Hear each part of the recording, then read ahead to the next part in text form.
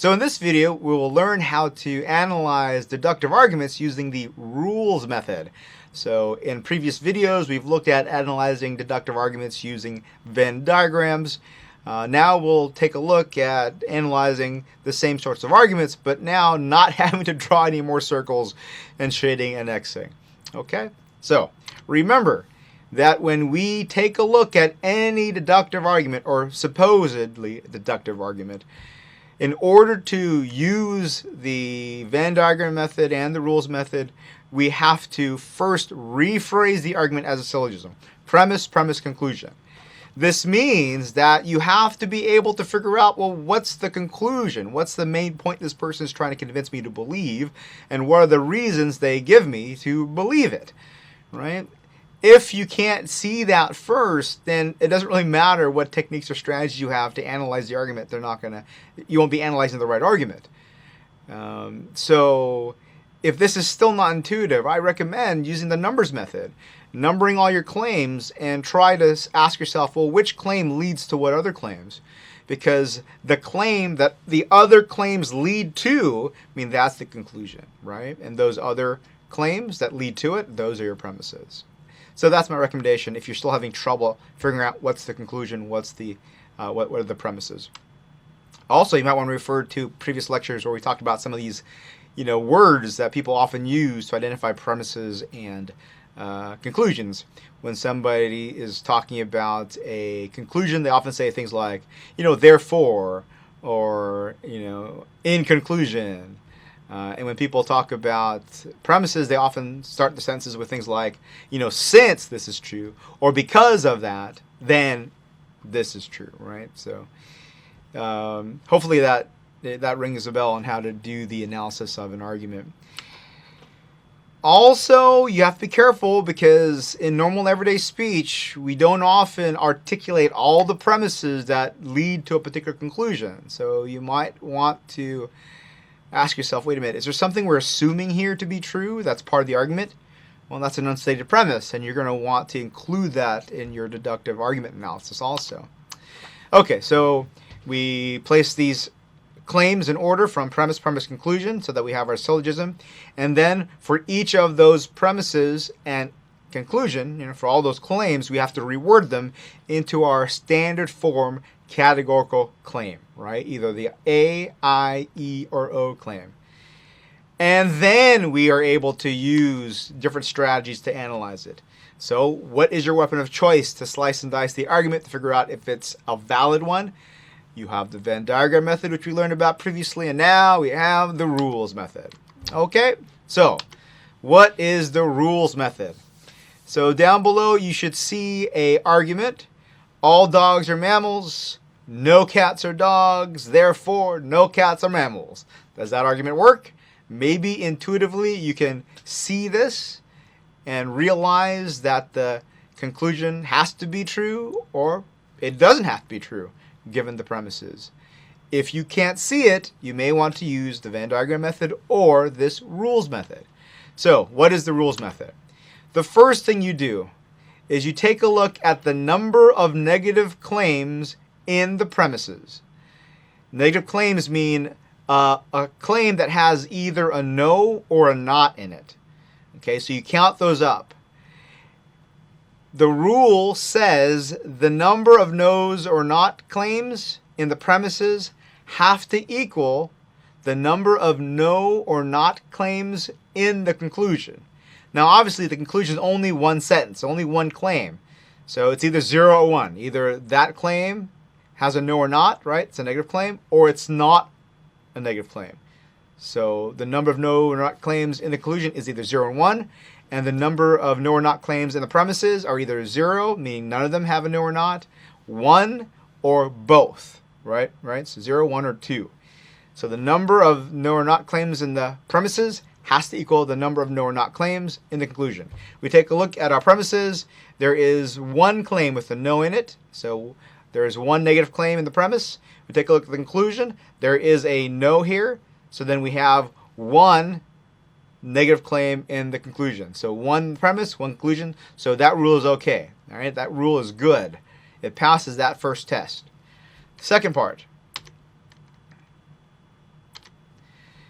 at least one premise must distribute the middle term. Okay, now what do these things mean? What does it mean to distribute a term, and what's a middle term?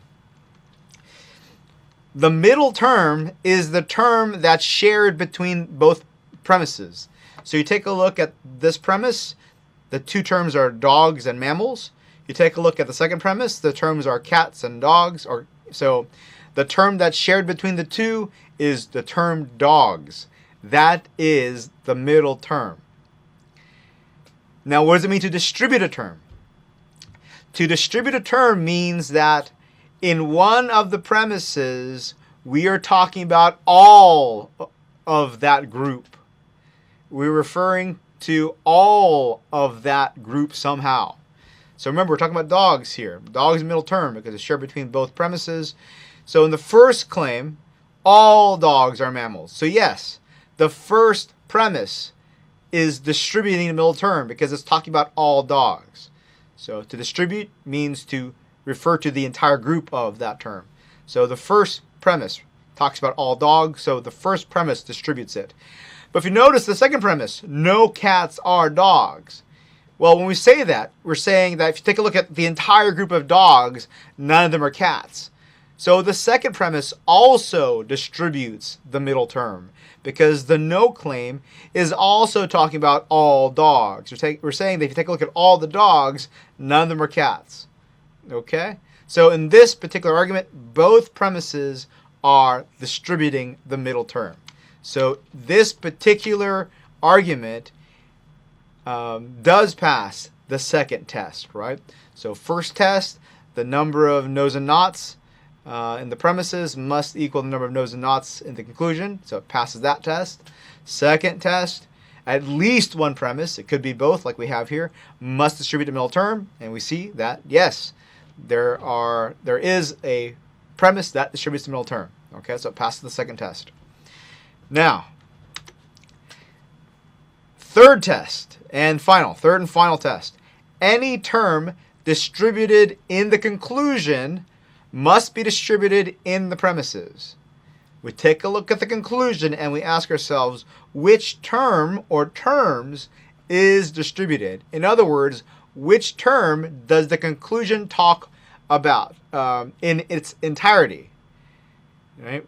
Here, there's term cats and the term mammals. Does the conclusion talk about all cats? Yes, it does, because when you say no cats are mammals, it means if you take a look at all of the cats, none of them are mammals. So we are talking about all cats. How about the second term, mammals? Is it distributing the term mammals? Yes, because when you say no cats are mammals, it means when you take a look at the group of mammals, all of them, none of them are cats. So we are talking about the entire group. So in this case, the conclusion is distributing both the term cats and the term mammals. Now remember the rule. The rule says any term distributed in the conclusion must be distributed in the premises. So the conclusion distributes both cats and mammals, which means the premises somewhere have to distribute both cats and mammals. So is cats distributed somewhere? Right here. No cats are dogs.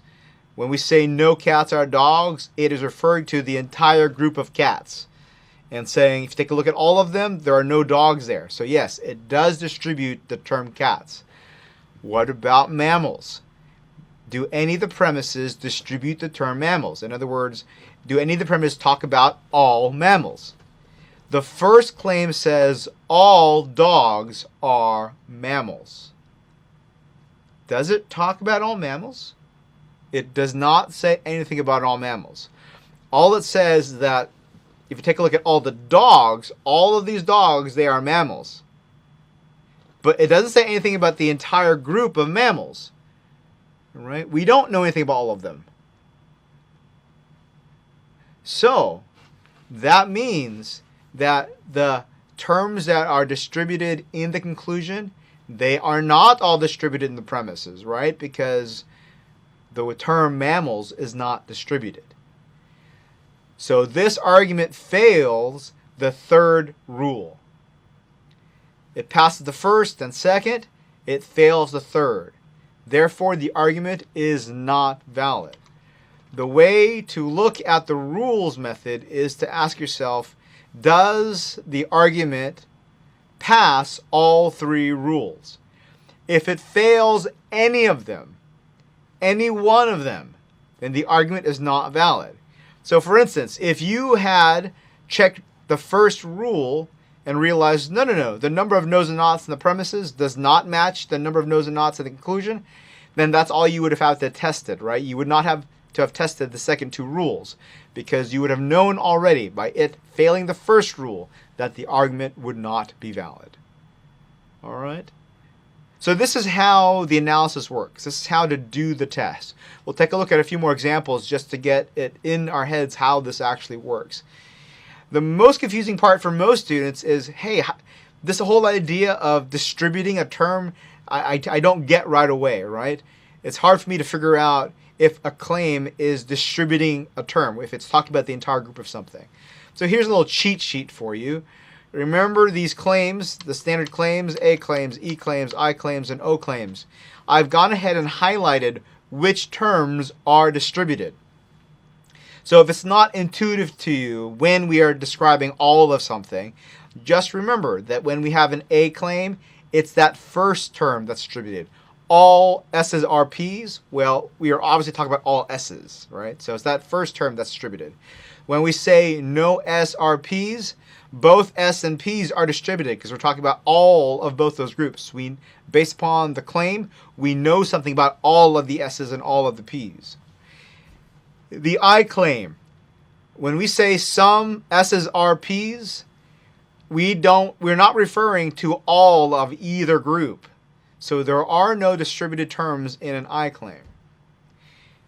For O claims, when we say some S's are not P, in this case, we are actually talking about the entire group of P's. So that second term within an O claim is distributed. Okay? So again, if it's not intuitive just based upon the wording of a claim, which terms are distributed, you can just memorize them. For an A claim, it's the first one. For an E claim, it's both. I claim, neither. For the O claim, the last term is distributed. Okay? Let's look at another example and try the rules method here.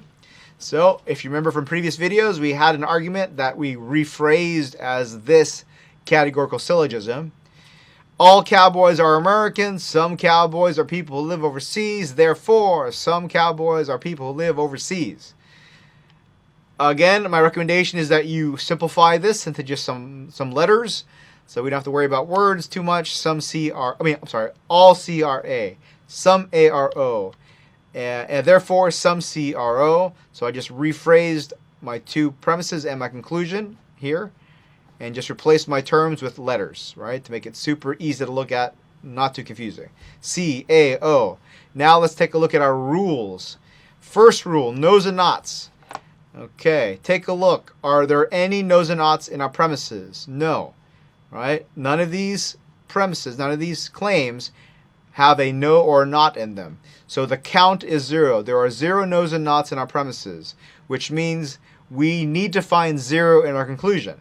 We take a look at our conclusion. There are no no's and nots here too. So 0 in the premise, 0 in the conclusion, they match, right? Same number. So it passes the first test. Take a look at the second rule. The second rule says that the middle term must be distributed. Okay, take a look. What's our middle term here? Remember, the middle term is the one that's shared between the premises. So the middle term is A, right there. Americans is our middle term. Right? Americans is our middle term.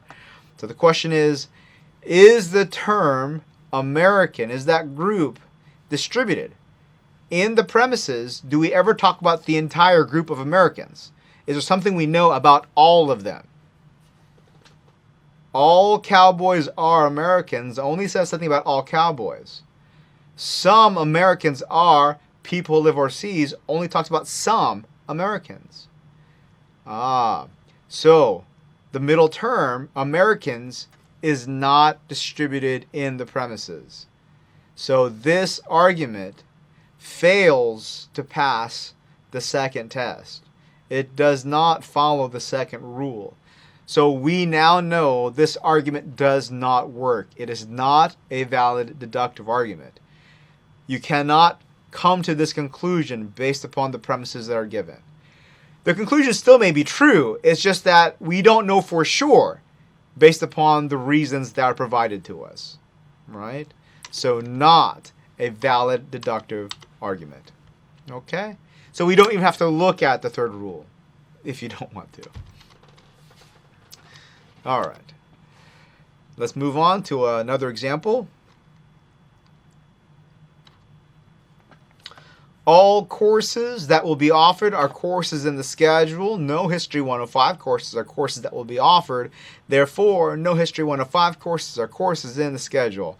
So we phrased an argument as a categorical syllogism, so premise, conclusion, and they fit, each claim fits into one of our 4 standard form categorical claims, right? So we have an A claim, and we have an E claim, and then we have another E claim.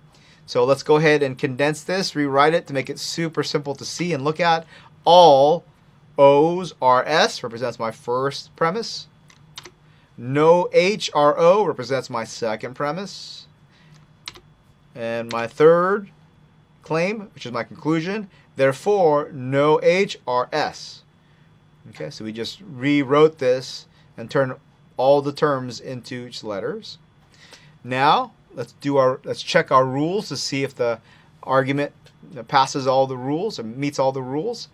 First rule, no's and nots. Okay, let's take a look. How many no or not claims are there in our premises? Well, you notice this one has a no. So we have 1 negative claim in the premise. How many negative claims do we have in our conclusion? There's 1 no in our conclusion, right? So there is 1 negative claim in our premise and 1 negative claim in our conclusion. Same number, so it passes the first test, right? That rule is met. There is the same number of negative claims in the premise as there are in the conclusion. Okay. Take a look at the second rule. Is the middle term distributed? Okay, so our middle term is the O term, courses that will be offered, right? That's the one that's in both premises, so it's the middle term. Is it distributed by either premise? All O are S. So yes, we are talking about all of the O's, so the first premise distributes the middle term. But notice also that the second premise also distributes it. So it for sure passes the second rule, right? The second rule is met. Now, third rule. If you take a look at the terms in the conclusion, which terms are distributed, and whichever terms are distributed, those terms have to also be distributed in the premises. So, it's a no claim. So both terms are distributed, right? We are talking about all H's, all History 105 courses, and we're talking about all S's. We're talking about all courses that are in the schedule. So we have to look back to our premises and ask, well, is H distributed and is S distributed? Both have to be distributed in the premises. Take a look at H. H is distributed right there also, right? This premise is talking about all H's. How about S? Well, the only S is in the first premise. All O's are S. All courses that are offered are courses in the schedule. But only the O is distributed here. The S is not distributed, right? We are not talking about all. We do not say anything about all courses in the schedule. So this argument does not pass the third rule. It does not meet the third rule. Remember what that rule says. The terms that are distributed in the conclusion must also be distributed in the premises. The premises, in our case, do not distribute this term, the S term. So this argument is not valid. We cannot say that that conclusion is for sure true given our premises. The premises do not necessarily lead to that conclusion. That's what we're saying, right? That's what it means for the argument to not be a valid one. Okay? Let's take a look at this argument from the past. So again, we've put it into a categorical syllogism form. premise, conclusion. Our premises and our conclusion, all three claims are written as a standard form claim. So this claim, all chicken bones are things dogs can choke on, is an A claim. No things dogs can choke on are things you should give to dogs, right? So that's an E claim. And the conclusion we're given is that no chicken bones are things you should give to dogs, so an E claim. Okay, so here's our categorical syllogism. So let's analyze it, use the rules method. First, let's go ahead and reduce it down to something more manageable. All B or C is my rewriting of the first claim. No C or G is my rewriting of the second claim.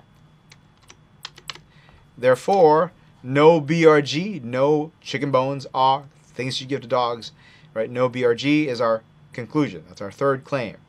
So let's go ahead and do our rules method analysis on here. First rule, no's and nots. Same number of the premises as conclusion. Well, in our premises, we only have one claim that has a no or not in it. That's this one right there, no C or G. So one claim in our premises is negative. Take a look at the claim in our conclusion, right? No B or G, that's also negative. So we have one claim in our premises that's a negative claim, and then one claim in our conclusion that's a negative claim. So 1 and 1, so they match, right? So it meets the first rule. Second rule, the middle term has to be distributed. We take a look. What's our middle term here? Things dogs can choke on, right? C. C is our middle term because both premises refer to it. So is the middle term distributed anywhere? Well, we take a look at the first claim, all B's are C's. Well, we're not talking about all C's there. The second claim, no C or G, yeah. We were talking about all C's there. We're talking about all things dogs can choke on. So this premise distributes the middle term. So it meets the second requirement, right? The second rule is met here. Third rule, any term that's distributed in the conclusion must also be distributed in the premises. So take a look at our conclusion. No B or G. Well, both terms are distributed, right? We are talking about all B's and we are talking about all G's. So we ask ourselves, are both terms distributed in the premises? Well, how about B? Is B distributed anywhere in our premises? Yeah, right there, all B's. So we're talking about all chicken bones. So that term, chicken bones, B, is distributed. How about G? Is things you should give to dogs distributed anywhere? Well, first claim does not refer to G. Second claim refers to G, and it actually does talk about the entire group, right? No C or G talks about all of G's, all of the things you should give to dogs. So it is distributed right here in the second term. So it meets all three criteria for the rules test, right? All the rules are satisfied here. That means this conclusion has to be true given the premises. It must be true that no chicken bones are things you should give to dogs, given the reasons this person provided to us. This is a valid deductive argument. Okay? So that's how you apply the rules method. The argument has to be rewritten first to make sure it's a categorical syllogism. This won't work, just like with the Venn diagram, unless you have a categorical syllogism. And then you check each of the rules. Once it does not meet a rule, we automatically know that the argument doesn't work. The argument is not a valid deductive one. All right? Now, I would like you to have an opportunity to try some arguments out on your own using the rules method. So here are 3 arguments I'd like for you to analyze using the rules method. All forms of coffee are stimulants. It's obvious since all caffeinated drinks are stimulants and all coffees have caffeine. Right? That's the first argument. Second argument, all educated people respect books, but some bookstore personnel are not truly educated, so some bookstore personnel don't respect books. And 3, no islands are part of the mainland, and Hawaii is an island. Therefore, Hawaii is not on the mainland. I'd like you to take a second, analyze the validity of these arguments using the rules method. Pause the video and then come back to rejoin us. Now, I'm hoping you had a chance to analyze these arguments, and now we can review to see how close your analysis was to the answers. Remember, the first thing you need to do is determine what the argument is for each of these. What's the main point? What's the conclusion that they're trying to convince us to believe, and what are the reasons they give us to believe it? If we don't get that first, then nothing we do after that makes any sense, right? We would not be analyzing the correct argument. So, all caffeinated drinks are stimulants is a premise within that first argument. All forms of coffee are caffeinated drinks.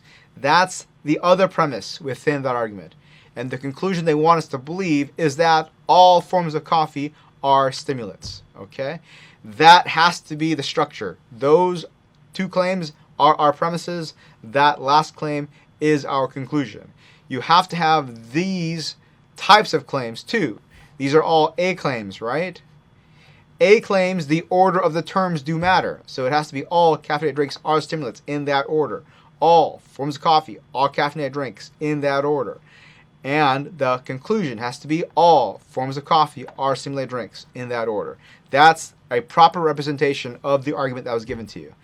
Now, when we do any method, we are going to try to reduce the argument to something a little simpler. So I did that here. I took our first premise and converted it to all CD are S. Second premise and converted it to all C are CD. Took our conclusion and then converted it to all C are S. Okay, so hopefully this is easier to look at. Now let's use the rules method. First rule, negative claims.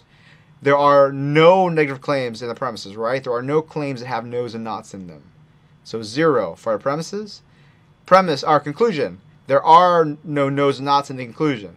So 0, 0 no's and nots in the premises. 0 no's and nots in the conclusion. So same amount of negative claims. So it meets the first rule. Second rule, is the middle term distributed? Well, take a look. The middle term is a CD term, right? Caffeinated drinks. Is it distributed anywhere? Right there. That first premise talks about all CDs. So middle term is distributed. Now we take a look at the conclusion. We ask ourselves which term or terms are distributed in the conclusion, and that term or terms has to also be distributed in the premises. Well, all C's are S. The only term distributed is C. So we take a look and ask ourselves, excuse me, is C distributed anywhere? And yeah, it's distributed right there, because that premise is talking about all C's. So it passes the third rule. Now we see that all three rules are met, which means this argument is valid. The conclusion has to be true, given that the premises are true, right? It actually is a deductive argument. Second, you should have this or some version of this as your categorical syllogism. These two claims have to be your premises. All educated people are people respect books. So you have to have an A claim in there with these two terms in that order. Then you have to have another premise that says some bookstore personnel are not educated people. So you have to have an I claim in there with these two terms. Again, the wording of the terms, it could be a little bit different than what I have here, but the meaning of what you wrote, you have to be referring to these different groups. A group of educated people, a group of people who respect books, a group of people who are bookstore personnel. Okay? And in both of these claims, the order does matter. A claims and I claims, A claims and O claims, the order does matter. So you have to have the terms in that order. And then this has to be the conclusion. Some bookstore personnel are not people who respect books. Okay? So we've rephrased the original argument to put into categorical syllogism form. And now we're going to reduce it, make it really simple. Just take out all of the words and replace all of the words of the terms with just some letters. All educated people are people who respect books. Some bookstore personnel are not educated people. Some bookstore personnel are not people who respect books. Okay? So we can easily, hopefully, apply our rules method to this. Negative claims. Well, the first, in the premises, we see one not. So there is one claim in the premises that have a no or not. So one negative claim. In the conclusion, there's also one, right? It's right there. So number of negative claims match. One in each premises and conclusion. There's one negative claim. Okay, so pass the first test. Second test. Is the middle term distributed? Middle term, which is it? Well, it's E, right? It's educated people. That's the term that's in both premises. That's the middle term. So is the middle term distributed somewhere? Actually, it's distributed in both, right? Obviously, we're talking about all E's here, so it's distributed. But we're also talking about all E's here for O claims. The second term is distributed. So yes, the middle term is distributed in the premises. Third rule, are the terms that are distributed in the conclusion also distributed in the premises somewhere? Take a look at our conclusion. Is there any term that's distributed? Yes. The R term is distributed. Now we have to ask ourselves, is the R term distributed anywhere in our premises? Well, here is the premise with the R term. The only term here that's distributed in the first premise is E. We are not talking about all R's here. Therefore, this argument fails to meet the third rule, right? The distributed term not all distributed terms in the conclusion are distributed in the premises. R is distributed here. There is no premise that's distributing R. So it fails to meet our third rule. Okay? So not a valid argument. You cannot make this conclusion for sure with the premises that are given. Now, one thing to make note of is if this were a sum claim, or an I claim, sum B R R, that would mean neither term is distributed. So you wouldn't even have to worry about the third rule, right? I'll rephrase that one more time. If this last claim said sum B R R, right? If it's an I claim, which means neither term is distributed, then it doesn't matter. The third rule does not matter, right?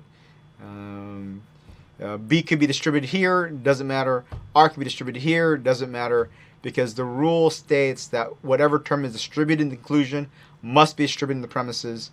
So if there's nothing distributed in the conclusion, then we don't have to worry about checking that rule, okay? Because nothing is distributed for us to check.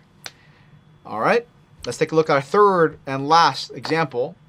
No islands are part of the mainland. All Hawaiis are islands. Those have to be your two premises. Somehow, some way. An E claim and an A claim. Remember, for the E claim, the order of the words, the order of the terms here doesn't matter. So you can be talking about no parts of the mainland are islands. A claim here, the order does matter. So it has to be all Hawaiis first, are islands second. Okay? And this has to be the conclusion. No Hawaiis are parts of the mainland. Again, you could have worded this differently as long as you know you're referring to the same group of things, right? You could say no Hawaii are mainland, or however you want to phrase it, as long as you know you're talking about the same groups of things. Okay, let's reduce this down to some letters. No I R M represents the first premise. All H R I represents the second premise. No H R M represents the conclusion. Let's do our rules check. Check for negativity here. How many negative claims are there in our premises? Well, we have one negative claim. This is the first one. How many negative claims in our conclusion? We have one negative claim. So, one in our premise, one in our conclusion. They are of equal number, same amount. So it passes the first test. We're good. Matches the first rule is met. Second rule, is the middle term distributed? Middle term, which is the middle term? It's I, right? I is the one in both premises. Is it distributed anywhere? Right here. The first premise says something about all I's. It says none of them. Take a look at all the I's, none of them are M's. So we are distributing the middle term right there, right? Third rule. Take a look at the conclusion and see which terms are distributed. Whichever terms are distributed have to also be distributed in the premises. Well, which terms are distributed in our conclusion? In this type of claim, both H and M are distributed.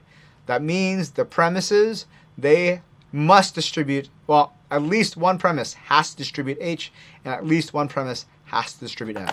Let's see. Is H distributed anywhere? Right there, right? It talks about all H's right there. So H is distributed. How about M's? We talk about all M's anywhere? Right there. No I's are M's. That M, we're talking about all M's. They take a look at all of them, none of those are I's, right? That's what that first premise is saying. So yes, we are distributing both terms, both H and M. All three rules are met. Therefore, this argument is valid.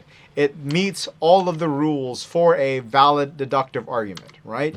The conclusion has to be true given the premises. With the reasons people provide to us, this has to be the conclusion. No Hawaiis are part of the mainland. Okay? I hope that helps a little bit, get a better sense for the rules method. Again, you always have to make sure you understand how the argument works first. What's the main point? What's the conclusion? What are the reasons they give us to make that conclusion? Then you convert that argument into a categorical syllogism, premise, conclusion, where each claim has to be reworded into one of our 4 standard form categorical claims, E, I, E, or O. And then after that, you can choose which method of analysis you want to use. Venn diagram method or rules method to figure out if the argument actually is valid. To figure out if the conclusion somebody wants to believe actually does follow. It has to follow from the reasons given. If it doesn't, then the argument they're presenting to us is not valid. All right? It does not, the conclusion does not have to be true. All right? Good luck applying this moving forward.